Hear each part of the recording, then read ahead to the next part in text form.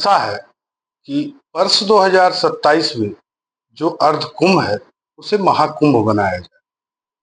शासन की ही नहीं बल्कि मुख्यमंत्री पुष्कर सिंह धामी ने प्रयाग महाकुंभ में इसकी घोषणा भी की थी कि वर्ष 2027 में हरिद्वार के अर्ध कुंभ को महाकुंभ के तर्ज पर बनाया जाएगा। कहीं ना कहीं शासन की जो मंशा है उसके अनुरूप प्रशासन भी तैयारियों में जुटा है। बहाना कांवड़ का। कांवड़ के दौरान इस बार जो व्यवस्थाएं की गई हैं उसमें कुछ आमूल चूल परिवर्तन है। जैसे सफाई के दृष्टिकोण से सेक्टर और जोन बांटे गए, पार्किंग के लिहाज से तमाम पार्किंग क्षेत्र को खाली कराया गया और उनका आवंटन हुआ। तो इससे यह दृष्टिकोण जो दिख रहा है कि 27 की तैयारी, 27 की कसरत अभी से चल रही है। हम आज विभिन्न विभागों के विभागाध्यक्ष से बात करने आए हैं और इस क्रम में हम मुख्य नगर आयुक्त नगर निगम हरिद्वार से जानेंगे कि उन्होंने कांवड़ में किस तरह की व्यवस्था की है और क्या क्या तैयारियां चल रही हैं।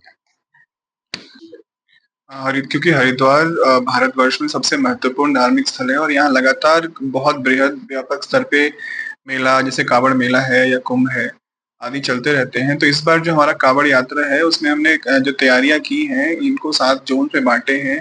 हर जोन में हमने सफाई इंस्पेक्टर लगाए हैं। हमने शासन से भी डिमांड करी, उसके बाद 3 हमारे पास अलग सफाई इंस्पेक्टर भी आए हैं। जहाँ पे ज्यादा क्राउड प्रेशर आता है वहाँ पे हमने अतिरिक्त सफाई इंस्पेक्टर लगाए हैं। उसके साथ ही हमने 1000 एक्स्ट्रा मैन पावर नियुक्त किया है और वो स्पॉट के अकॉर्डिंग उनको, ऐसा हमारा जो प्रयास है कि हर 50 मीटर के अंदर एक हमारा 2 सफाई कर्मी हो।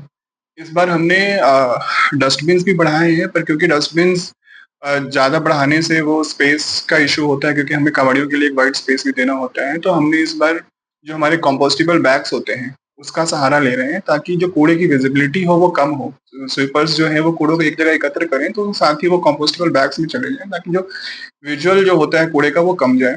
उसके साथ ही हमने इस बार जो हमारे शॉपकीपर्स हैं उनको भी इनकॉर्पोरेट किया है। उनको भी हर दिन हम कंपोस्टेबल बैग्स बांट रहे हैं और उनको प्रेरित कर रहे हैं कि वो कूड़ा जो है सीधा नाली में या रोड पे डंप ना करें। तो उसका भी काफी असर पड़ रहा है कि एक फीडबैक मिल रहा है कि पब्लिक को एंगेज करने से किस तरह से फायदा होता है।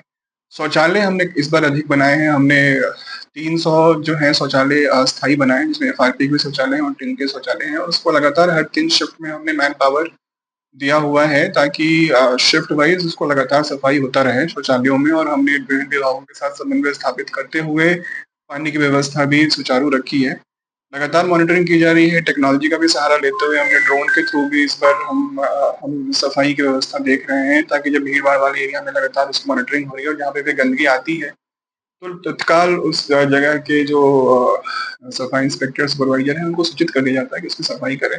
जैसे कि आपने ये मुद्दा उठाया है कि कुंभ भी आने वाला है 27 में और उसको महाकुंभ के तर्ज पे ही मनाया जाएगा और कुंभ की भी तैयारियां चल रही हैं। लगातार मेला अधिकारी मैडम के यहाँ से निर्देश आ रहे हैं कि कुंभ की तैयारियों के लिए। तो जो हमने ये कावड़ में जो हमारी जो फीडबैक मिल रहा है उससे हम ये सीखेंगे भी कि कैसे इसको इंटीग्रेट करें कुंभ में। उसके साथ ही जो हमारा अब तक का वो है कि क्योंकि हम जहाँ-जहाँ जो हमारे इम्पोर्टेंट खास करके जो पार्किंग स्पॉट्स हैं उसमें किसी शौचालय बढ़ाएँ। अस्थायी शौचालय तो हम लगाते ही हैं, पर हमारा ये कोशिश रहेगा कि उसमें परमानेंट शौचालय भी बढ़ाया जाए, जिसके लिए सरकार से और कुंभ से या मेला से फंडिंग की आवश्यकता है। साथ ही साइंटिफिक तरीके से किस तरह से हमारा सफाई और बढ़े।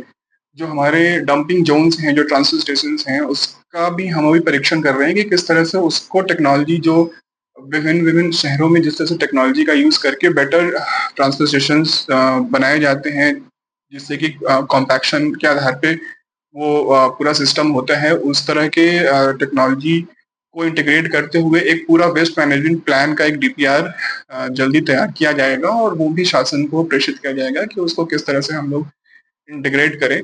तो जो मेन फोकस है वो ये है कि वेस्ट मैनेजमेंट को किस तरह से ऑप्टिमाइज करते हुए जो हरिद्वार में, क्योंकि कूड़े का लोड बहुत ज़्यादा रहता है और तमाम जो मेले होते हैं उसमें कूड़े की मात्रा अत्यधिक होती है। तो वही कोशिश है उसको किस तरह से हम लोग ऑप्टिमाइज करें ताकि जो यात्री आते हैं उनको एक ग्रीन एंड क्लीन कावड़ and green and clean Kumbh experience दिया जा सके। कूड़ा सेग्रीगेशन और उसको उसके निस्तारण, जी। इसकी क्षमता बढ़ाने के उद्देश्य से क्या कार्य किए गए? हाँ, जैसा आपको बताया कि जैसे कावड़ की जहाँ तक बात हो तो हमने मैन पावर बढ़ाया है कि उसको जो कूड़ा कलेक्शन है और सेग्रीगेशन भी हम तमाम लोगों को जैसे हमने डस्टबिन टू इनमें डस्टबिन भी बांटेंगे और जिस तरह से हम उसको सेग्रीगेशन बढ़ाएं, क्योंकि फिलहाल तो मेले में तो सबसे बड़ा जो चैलेंज होता है कि कूड़े को तत्काल उसको कलेक्ट करके निस्तारण किया जाए।